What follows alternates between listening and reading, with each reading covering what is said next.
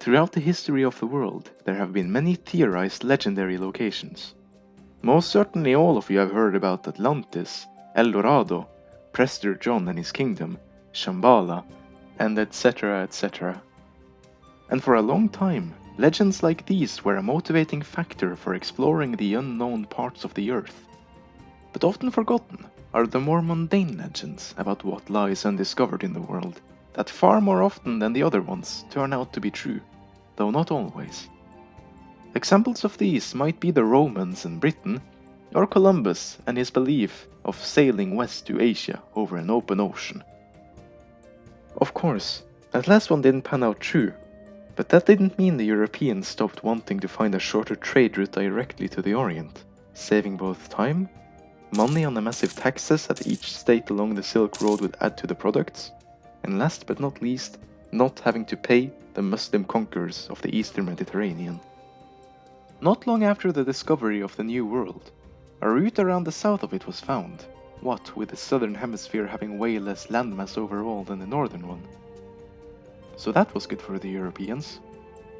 Except, you'd have to travel all the way around the southern tip of the world, while Europe was way in the north. Not to mention that this route was longer overall than just going around Africa. No, another route to the Orient had to be found. This new theorized route was given the name the Northwest Passage for pretty self-explanatory reasons, and would for centuries be a sought-after prize to find in the business of exploration. So nearly right after a new continent was discovered, a new short way around this new roadblock had to be discovered as well. And in this video, I will go through the notable expeditions in the history of this Northwestern Passage, and explore the development of the charted area and the route itself. Why do the sun go on shining? Why do the waves rush to shore? Don't they know it's the end of the world? But you don't left me long ago. While not technically in search of the Northwest Passage, I think John Cabot and his expeditions mark an important start in the history of it still, by being the first early modern and well enough documented set of expeditions to North America, as well as probably inspiring what can be considered the first Northwest Passage expedition. John Cabot himself was Italian and was either from Naples or Genoa, and his real name was probably Giovanni Caboto. Excuse my Italian pronunciation. He was well versed in navigation and had experience with sailing in the Mediterranean for trade, though after a while of this, he wanted to go on an Atlantic expedition himself, probably having heard of Columbus and being inspired. He eventually found backers willing to finance his expedition in England, where in Bristol, the merchants wanted their hands on valuable Brazil wood that was rumored to be found on an island in the Atlantic. He set off for his first expedition with one ship in what is believed to be 1497, though due to low supplies and bad weather, he had to turn back. His second expedition later that same year, though, was more of a success, making landfall in either Newfoundland or Cape Breton Island on the east coast of Canada, though he did not explore inland. Having returned after a successful voyage, Cabot was given £10 by the King of England, received a pension, and was sent on his way for a third expedition in the following year. This time, though, he would be sailing with 5 ships, and had even more of a financial backing to explore with. Though after a storm, one of the ships was washed up in Ireland, though Cabot and the rest headed further. What happened after that is unknown. What we do know, though, is that Cabot was never reported to have done anything again, so the likelihood that the expedition never made it back certainly is there.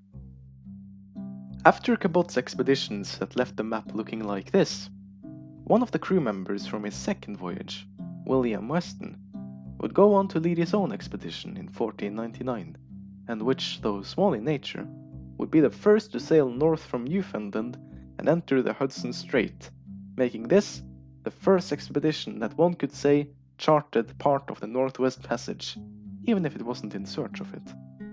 He likely turned back because he wasn't really in search of the Northwest Passage and had sailed along a lot of the coast already. And a lot of icebergs and a harsher climate probably forced his return anyways. John Cabot's son, Sebastian Cabot, would also go on to lead an expedition to North America for England, which lasted from 1508 to 1509. He first sailed up into Hudson Strait, turning back due to the same issues as William Weston, and sailed down the coast all the way to Virginia, charting an even greater part of the American coast in the process.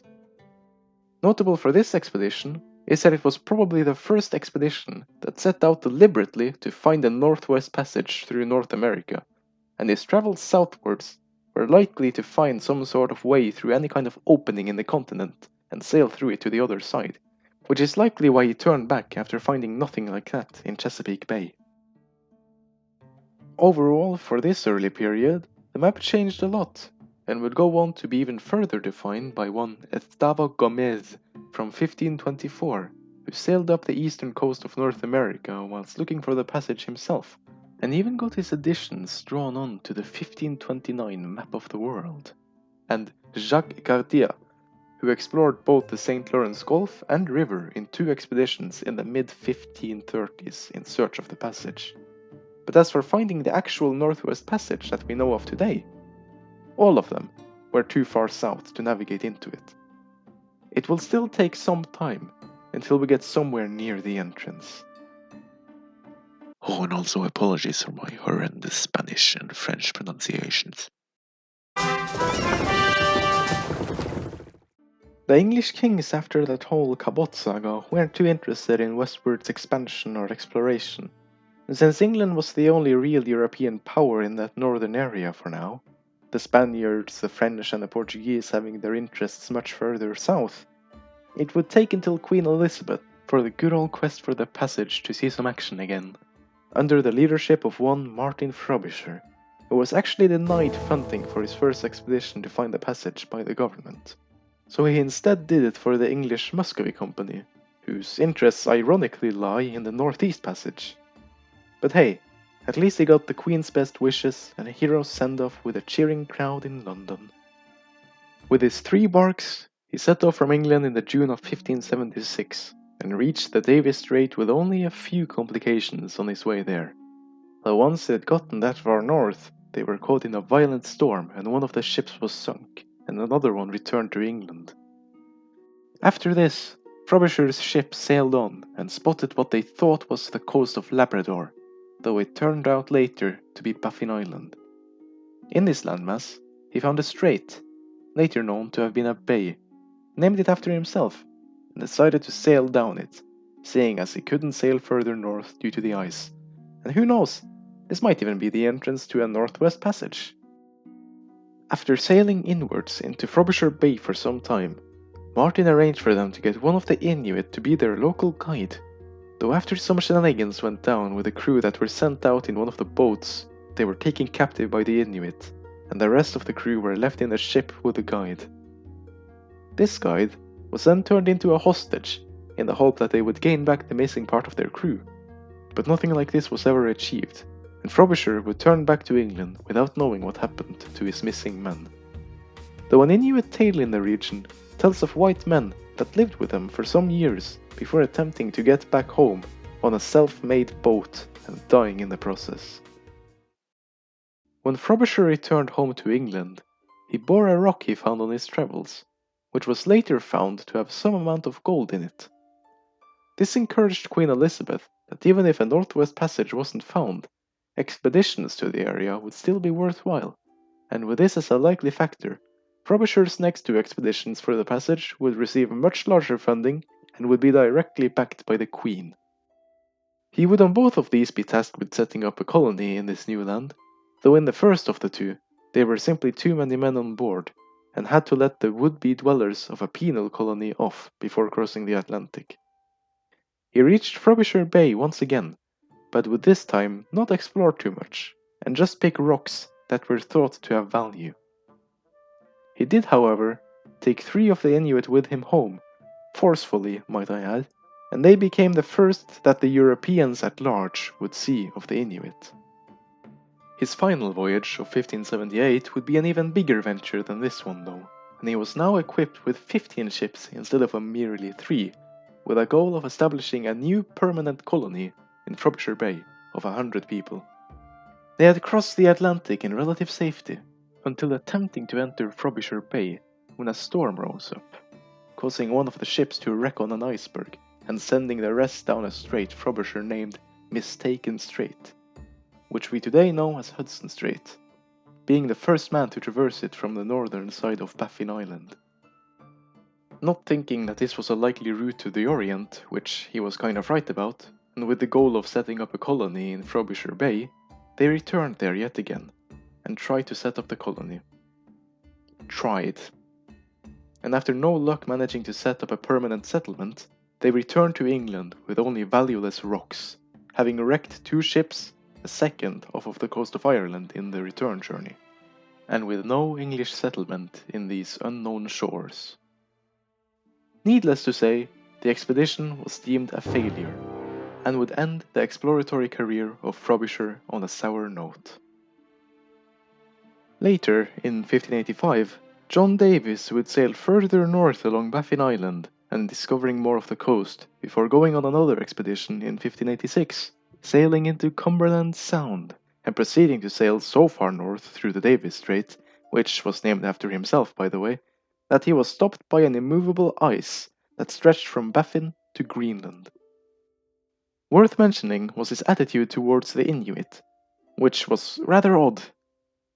He would try dancing with the Inuit to the tune of English musicians he had brought along with him, which the Inuit did not appreciate, stealing his anchor in return.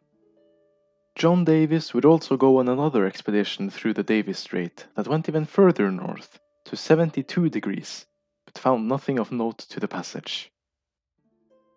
In 1602, George Weymouth was hired by the recently formed Honourable East India Company, better known as the English or British East India Company, to seek a northwest passage. He sailed for the Hudson Strait and didn't really discover anything new, but explored it more thoroughly than anyone before him had, and also used the ship Discovery, which Henry Hudson would go on to use. So hey, that's pretty cool. Sometime later, an explorer named John Knight, who had previously been on an expedition for Denmark through the Davis Strait and northwards, beached his ship on Labrador in 1606 on a mission for England. He went inland to look for a place that the crew could repair the ship on, but he was never seen again, though his crew made it back after having repaired the ship. That's what they said when asked anyways. Speaking of unfortunate ends, Henry Hudson. Yes, it's time to talk about the man with the most water in the world named after him, and probably one of the most famous explorers in history. His first 2 voyages of 1602 and 1608 were both for the English Muscovy Company in the quest for finding the Northeast Passage, none of which bore fruit, though the crew did claim to have seen mermaids north of Siberia, but I digress. He was understandably not hired by the Muscovy Company after this, but given his expertise in navigation, he was hired by the Dutch East India Company in 1609 to yet again find the Northeast Passage, but was told by a certain John Smith of the Jamestown colony that the passage to the Orient may lie in North America instead. Nevertheless, he sailed off northeast until reaching the very top of northern Norway, and deciding to take Smith's advice there of all places, and sailed west for America instead. There, he sailed along the coast until finding the mouth of the now titled Hudson River, and sailed up it, believing that since the river widened, it must be a way to the east. But this was wrong, and as he returned out the mouth of the river, where modern-day New York lay, he described it as a very nice place to found a town. The founding of New Amsterdam and later New York has thus many times been attributed to Henry Hudson. But after being ambushed by the Indians and having a light skirmish, he returned to England, and not the Netherlands, where he was promptly put under house arrest for sailing for the Dutch. Though in 1610 he would be released and managed to get funding for what would be his last, but for this video's purposes, most important expedition yet. He once again sought the Northwest Passage, but this time would not do the mistake of sailing along the main. No, now he would be the first man to cross the Hudson Strait and enter the gigantic bay that today bears his name. He had reached further west in search of the passage than anyone before him had, and would sail along the western coast of Quebec, all the way down to James Bay, the southernmost part of Hudson Bay. This, however, did not come easy on the crew of his ship, having to freeze and being affected by scurvy, one man having already died. Due to this, and the fact that Hudson wanted to continue westwards after they were done wintering that year, the crew mutinied, and Hudson himself, his son, and 7 others of the crew were left in a rowboat deep in Hudson Bay, maybe the furthest anyone had ever been from civilization at that point. They were never heard from again, and they likely either froze or starved to death. Of the mutineers, 4 died on the way back to England, and the rest were not given a sentence until 1618, 7 years after they returned to England, and it's not even sure that the sentences were carried out or not. A search party was sent after Henry Hudson in 1612 in one of the same ships that Hudson had sailed with, the Discovery, but were unable to find him. They did, however, explore the western part of Hudson Bay, adding yet more explored land to our charts, though they lost 1 ship in ice in the process. It was, however, not the Discovery.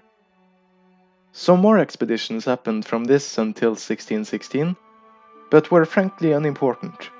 But in said year, William Baffin, whose last name you might recognize, would search for the passage in a truly remarkable expedition. He had gone on a previous expedition through the Hudson Strait in the search of the passage for the company oh so cleverly called Company of Merchants of London, Discoverers of the Northwest Passage, and would sail with a member of Hudson's last expedition. Baffin would be the first to ever round the northern side of Baffin Island, entering Baffin Bay, and going even further north than anyone before him ever had, and would again for over 200 years. At 77 degrees north, far surpassing John Davis, who was the previous record holder. He also discovered Lancaster Sound, which would actually turn out to be the entrance of the passage, but due to its far too icy waters and cold climate, it wasn't much good for a route to the Orient, and so the area was not explored further until 200 years later as well. In the meantime, in 1619, a Norwegian explorer named Jens Munch, sailing for Denmark-Norway with 65 men and 2 ships, sailed into Hudson Bay after having sailed to Frobisher Sound and through the Hudson Strait in search of the passage. He would sail directly west and winter by the mouth of the Churchill River. They would discover no new lands really, but this expedition was at this time the most disastrous expedition in the search of the passage, something that would be even more common the further along we come. One of the ships had to be abandoned as too many of her crew were stricken by scurvy and froze to death. Only Jens Munch himself and 2 other crew members would man the remaining ship back in the summer of 1620, when the ice would allow it. Jens survived the return journey, but due to his poor health could not mount any further expedition, and died in a battle in the 30 Years' War instead. Worth mentioning is the Inuit reports of the remnants they found at the mouth of the Churchill River. They found frozen corpses of strange men they've never seen before, either due to scurvy or because they were European. Either is likely.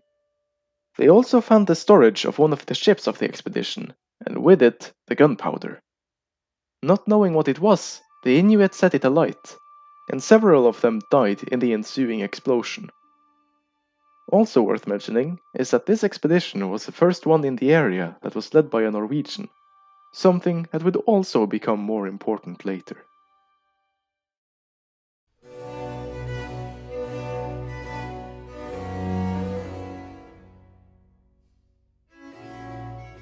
So at this point, we have a pretty good look at the eastern coast of North America, and what could potentially be openings that lead to the passage. But what we don't have is confirmation that the continent even opens on the western side to the open ocean. Well, the Dane Vitus Bering is on the case about a century after our latest voyage, and in 1725 he goes on an expedition in the northern Pacific for the Russian Empire to find out exactly this. But first, he had to get to the other side of Russia and then start building his ships there. You see, it was actually cheaper and easier to just make the ships once he got there, instead of sailing around the entire world. And it's not like he could travel the Northeast Passage above Russia either. That wouldn't be achieved until 1878. So once he'd finally made it off the coast with his ships in the summer of 1728, he sailed up north, hugging the eastern coast of Russia, until making it to 68 degrees north. At that point, the coast began turning westwards, and the ice was fast approaching him from the north. Because of this, he would continue sailing for a few more days, but then turn back. The land didn't go eastwards again, so for all intents and purposes, the expedition was a success. Though he hadn't proven beyond any glimmer of a doubt that America and Russia were separated. For this reason, and for the purpose of finding the northwestern coast of America, Bering was sent on another expedition in 1733, and wouldn't set off with his ships in the east this time until 1740. He wintered and built a settlement at Petropavlovsk-Kamchatsky, which would later go on to become a town. A group of natives would go on to kill several Russians here though, which prompted them to send another group in return northwards, coming back with captives which they tortured for information on the murders. After this most horrible winter though, they set sail east for North America. They eventually spotted land, arriving at Mount St. Elias and assumedly taking a look around. After that, with their objective completed, having proven that Russia and North America were two distinct landmasses, they set off on their return journey in the July of 1741. The two ships would however be separated by a storm, and Bering would sail along the coast of southern Alaska, before eventually finding the other ship by the shore.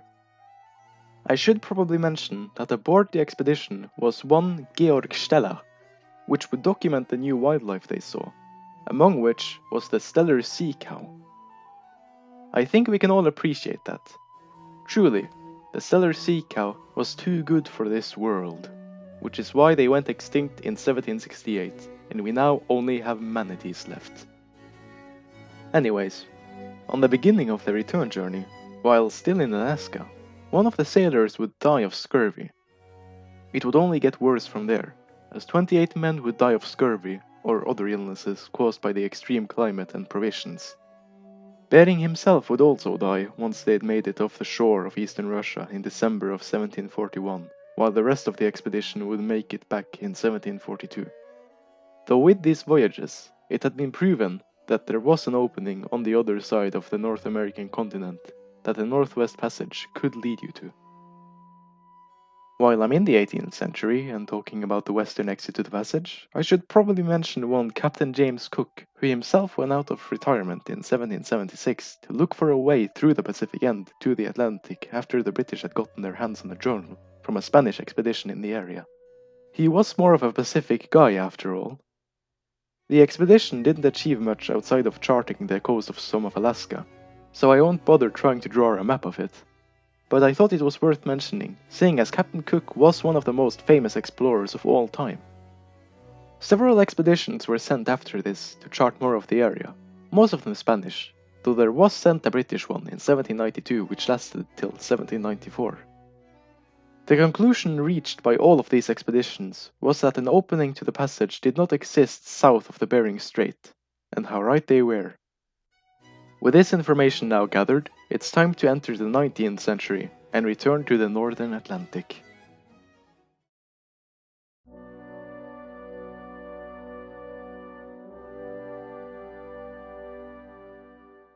The 1800s would really be a boom for exploration in search of the passage compared to previous eras. The reasons for this can be traced back to many things. Britain now had the biggest and most technologically advanced navy in the world, but with not much to do with it now that the Napoleonic Wars were over. One way to still have sailors and officers be paid for their work and have an incentive to keep the fleet in good condition was to send them on voyages of exploration. Another reason was that Britain had lost one of their most profitable colonies in North America, and therefore focused more on the east, which they now, more than ever, wanted a quicker sea route to, with even more financial incentive for the empire. New technologies and the dawn of the Industrial Revolution also made previously inaccessible areas now accessible, So one now had a reason to believe that a route over America would be feasible to traverse. The first of the expeditions in this new age was John Ross's 1818 expedition, in which he would be the first to re-enter the bay and sound that one William Baffin had discovered 200 years prior. He would enter Baffin Bay and sail into Lancaster Sound, at least for a bit.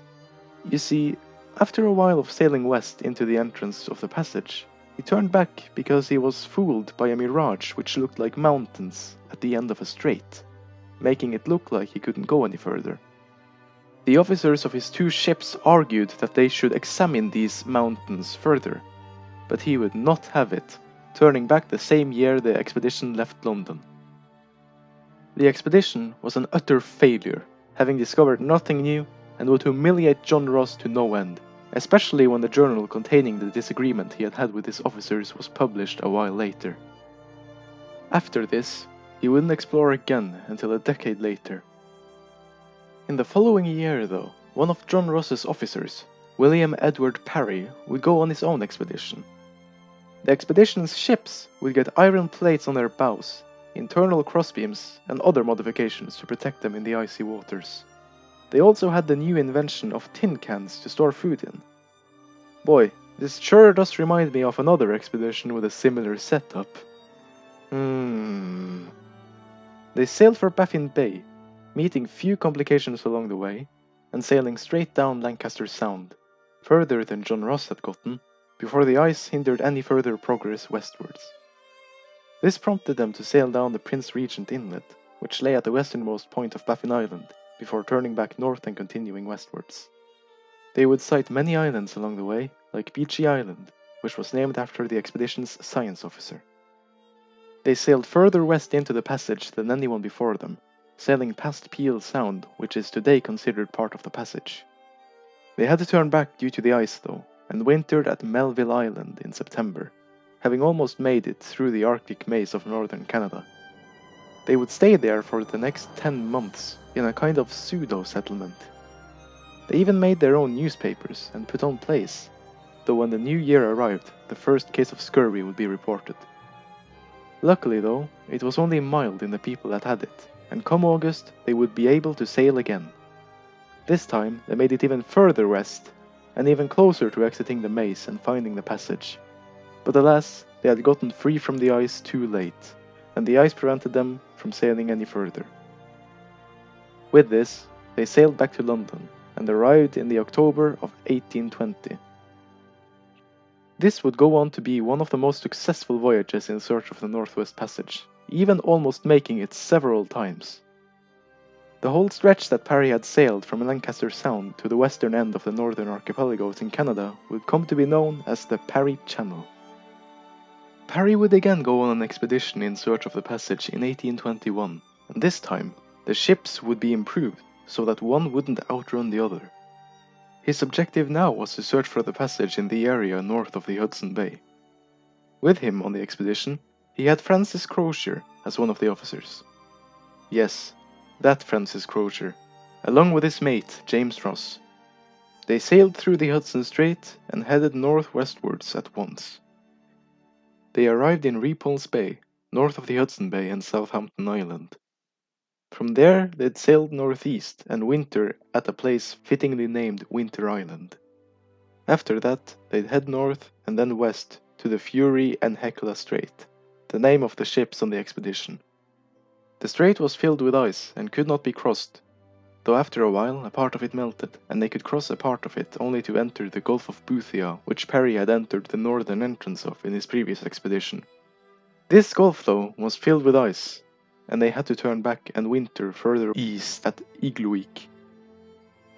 They made it back to England in 1823 after signs of scurvy had begun appearing in the crew, with the expedition being yet another success. Parry would once again go on an expedition for the passage in 1824, this time exploring the Prince Regent Inlet he had discovered on his first voyage. Oh hey, look, Crozier is on this one too. This time though, the ice was very rough, and so they didn't even reach Lancaster Sound before September. For this reason, they didn't come very far down the Prince Regent Inlet before wintering on its eastern shore. Once the summer of 1825 rolled around though, things wouldn't get any easier, as the HMS Fury would be pressured into the western shore of the inlet, getting damaged in the process. They tried to help her out again for 2 whole days, but to no avail, and they ended up having to deliberately beach themselves to try to repair her. But this too would be a failed venture, as after they had loaded supplies off the beach, they would discover that the keel was broken, making the ship unfixable.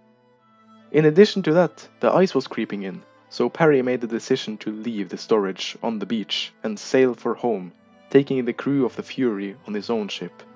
This would, however, not be viewed as an utter failure like John Ross's expedition, and Parry's name would not be tarnished.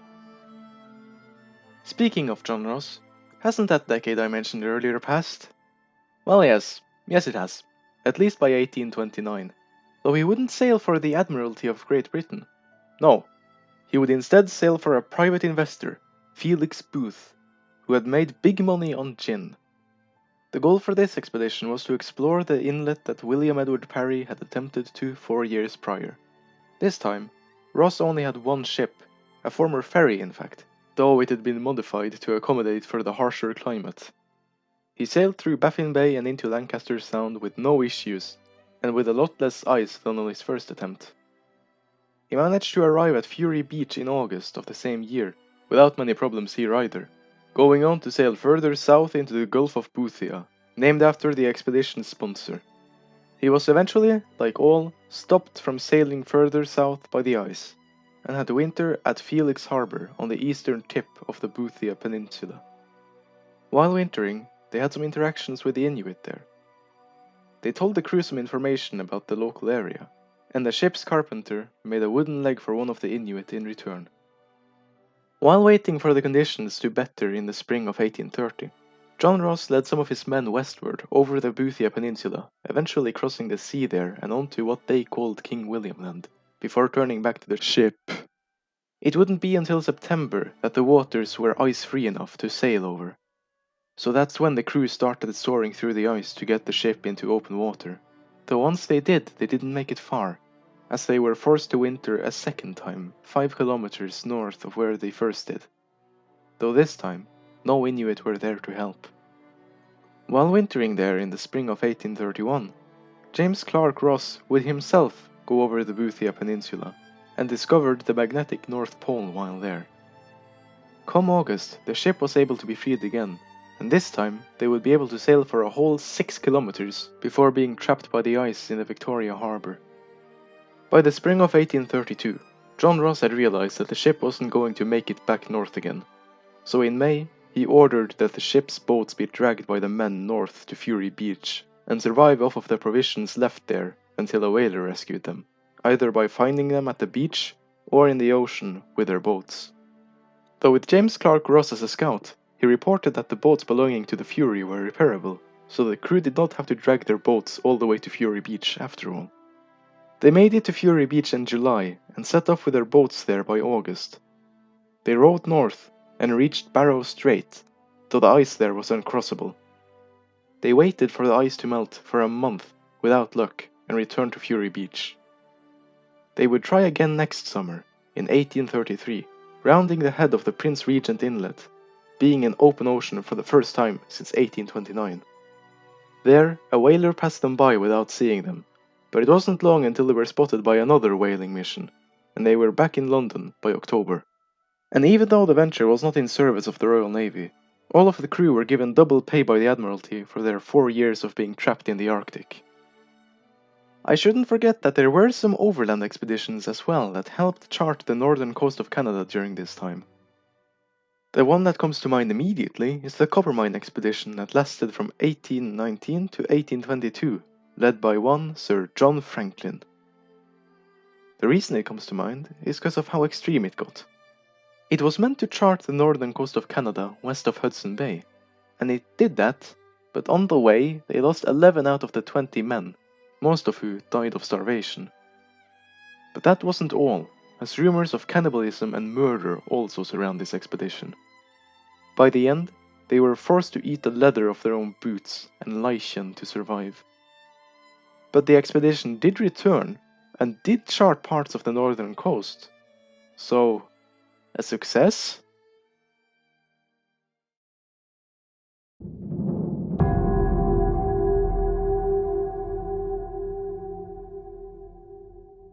So yeah, we finally reached the oh-so-famed Franklin expedition that I love to bring up while talking about unrelated topics.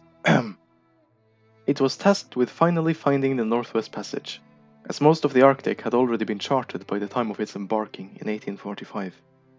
This was what the map looked like by then. I finally don't have to use one of my drawings for this, but I will anyways, because I think it looks better. Don't you? Now where was I?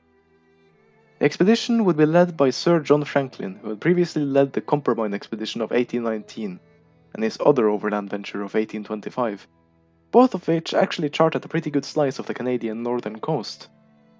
Now, he only needed to complete the quest for the passage by sailing through the last bit of uncharted coast that could link the charted part of the west and east.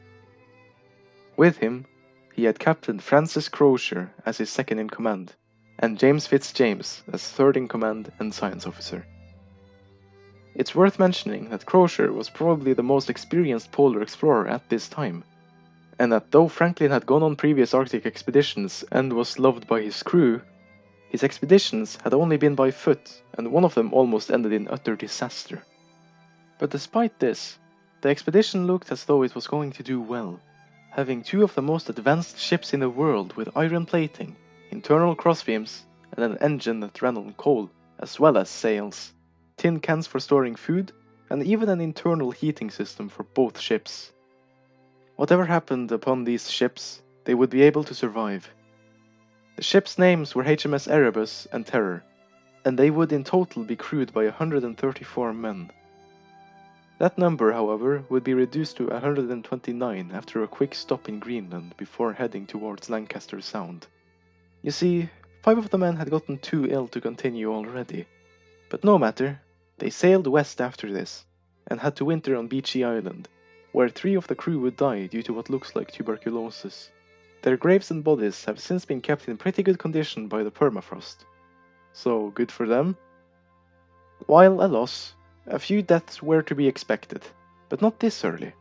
But it's not like they could do anything about it, and so they sailed on in 1846 down Peel Sound and into the uncharted waters.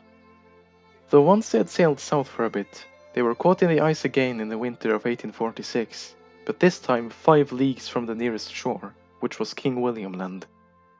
I say King William Land instead of King William Island, because that's what they thought it to be at the time, an extension of the mainland. That explains why they didn't sail east and then south of it to avoid the pack ice that would surely get them in the channel that they chose to travel down. But no matter, the ice was eventually going to allow them to sail again in summer as it always did, and they could finally get through the passage. Even the message left by the expedition in the May of 1847 in a stone cairn on the north side of King William Island expresses this, and ends with, quote, "all well," unquote. Except that it wouldn't be for much longer. The ice wouldn't melt that summer, and the ships would still be stuck. Franklin would himself die in June, and a new message would be written on the edges of the previous one. It said that the ships were abandoned on the 22nd of April 1848, having seen no sign of them getting free, and 9 of the officers and 15 of the men having now died. All was not well. Both the earlier optimistic message and the later message were written by James Fitzjames. And what's strange is that he gets the year of the wintering at Beechey Island wrong, saying that they wintered there from 46 to 47, when the graves there contradict him. This might be an effect of the lead poisoning that ran rampant in the crew, messing with his mind and causing the mistake. What was left of the expedition was now headed by Francis Crozier in a march southward, dragging the ship's boats with supplies and the sick behind them, to reach Backfish River and the nearest trading post of the Hudson Bay Company. That's the last anyone would ever hear of the expedition. Well, except for the Inuit, who told tales of camps full of skeletons, with what looked like knife marks, hinting that cannibalism had arisen in parts of the crew. This might have happened because of the tin cans they had been issued with. You see, the cans were sealed with lead, and it would drip into the food, poisoning it. so most likely all of the crew were suffering from lead poisoning. In addition, a lot of the cans were either filled with rotten food, piles of bones, or just rocks, so both starvation and lead poisoning ran rampant in the expedition, and they likely figured out that the cans were weakening them, leaving many of them behind and rather relying on meat from the Inuit, starving, or stooping to cannibalism. They also split into different parties eventually, some heading back to the ships to die in comfort, and some disagreeing on the route they took. The ships were found very far south from where they were left, so it's possible that the crew that returned to the ships eventually got them free and sailed south of King William Island before abandoning them again. Remains have been found as far south as the mainland, proving that they did eventually find out that King William Land was actually King William Island. Not that they cared, as the scurvy and lead poisoning had also taken its toll, and the men would tear and destroy their bodies manhauling the boats in their weakened condition, as old wounds began to reopen, and would stay open until they died. Reports of crew members by the Inuit extend as far as 1851 and as far south as the Baker Lake area, and as far east as Crown Prince Frederick Island. There are tons more reports of what the Inuit saw, a lot of which contradict each other. I'd be here for days if we kept going though, so let's just leave it with the fact that we know very little for certain after the crew abandoned their ships, and a lot of what is assumed are only maybes.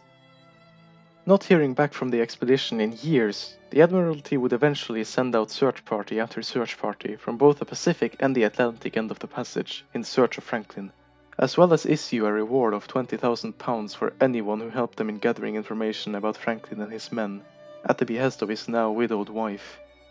The most notable expeditions were those by James Clark Ross, Crozier's friend who went out of retirement to search for his missing mate, as well as Dr. John Ray's overland searches. He would collect a lot of the stories we have about the expedition from the Inuit. Interestingly, he can also be argued to be the man who finally discovered the final link of the Northwest Passage, in Ray Strait, southeast of King William Island. He would go on to tell about the cannibalism he had heard of to the people of Britain, who outright refused to believe him. None of the search parties that were dispatched while the crew were still alive was even near the vicinity of where the ships actually were, as that channel had completely frozen over, and instead they looked further north. The search for Franklin also resulted in the making of the desk of the President of the United States, but I won't get into that. Overall, after the search was over, and some more deaths had occurred, the Northwest Passage had practically been mapped. All that was left was for someone to sail through it all.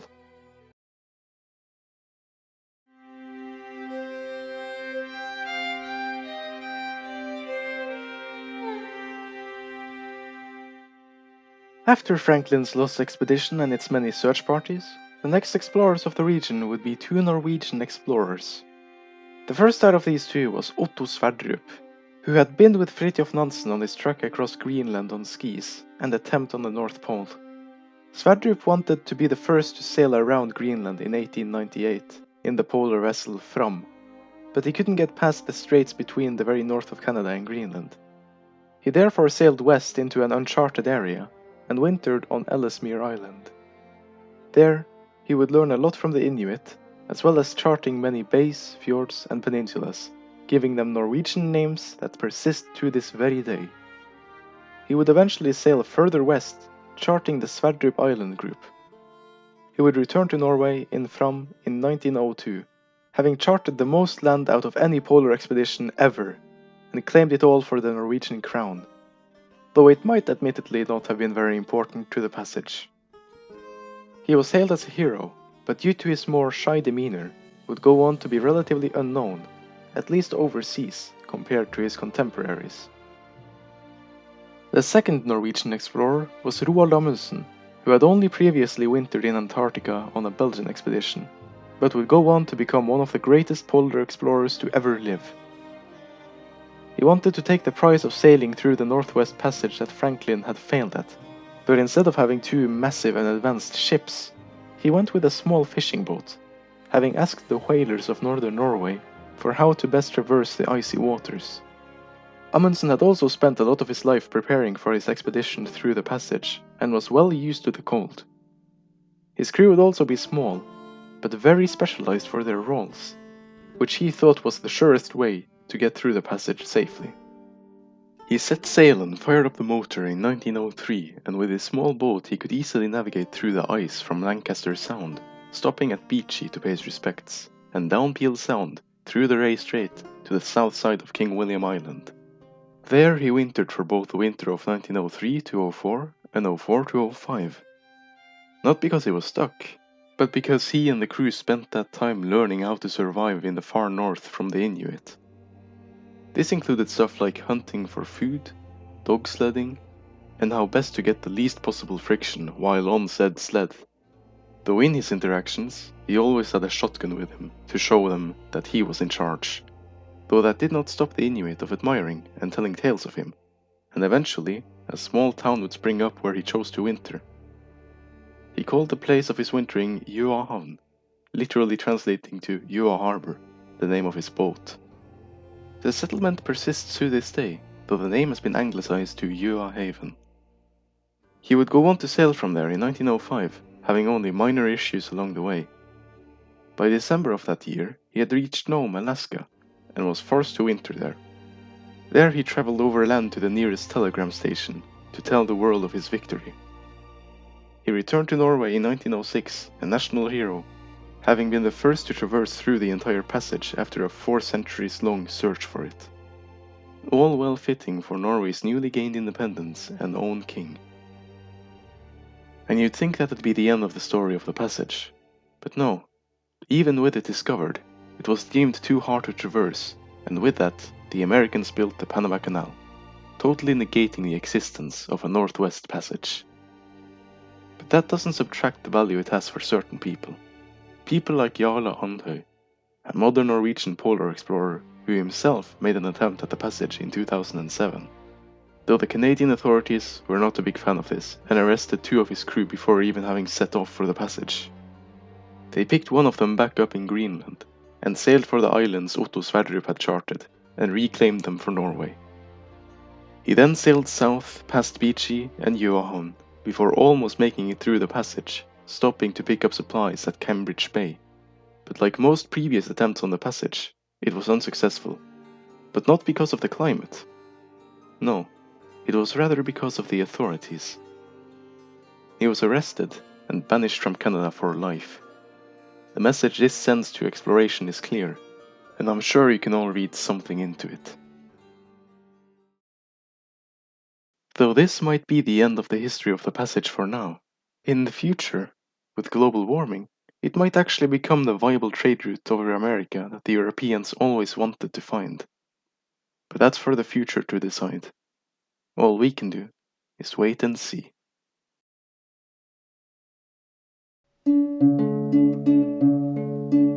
In Baffin Bay, where the whale fishes blow, the fate of Franklin no man may know. The fate of Franklin no tongue can tell. Franklin alone, with his sailors do